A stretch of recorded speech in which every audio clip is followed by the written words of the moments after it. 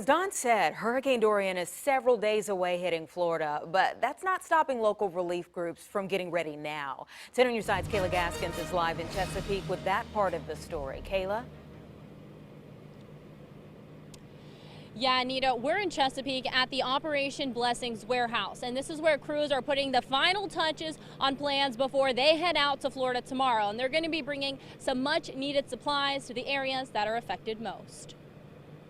As Floridians hunker down or evacuate ahead of Dorian, volunteers from Hampton Roads are loading up trucks, ready to head down to lend a helping hand. The convoy from Operation Blessing leaves at 7 a.m. tomorrow morning with a powerful generator, a trailer to base out of. Right here you see behind me is a work order trailer. That's basically the headquarters of our operations, where people are going to come up to us, fill out a paper that has their needs on it. And a box truck full of supplies. Right now we packed it up with 2 pallets of non-perishable items, bar and chain oil to support our chainsaw operations, 2 pallets of trash bags, and a couple other items that are going to be needed immediately once we get down to Florida.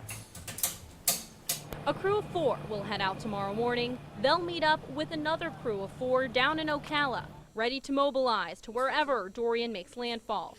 Mueller tells us the amount of work ahead will determine how long their crews will stay.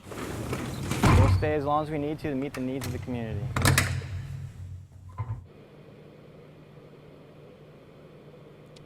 And that generator that they're bringing down to Florida is so powerful that it can power 3 to 4 homes. Live in Chesapeake, I'm Kayla Gaskins, 10 on your side.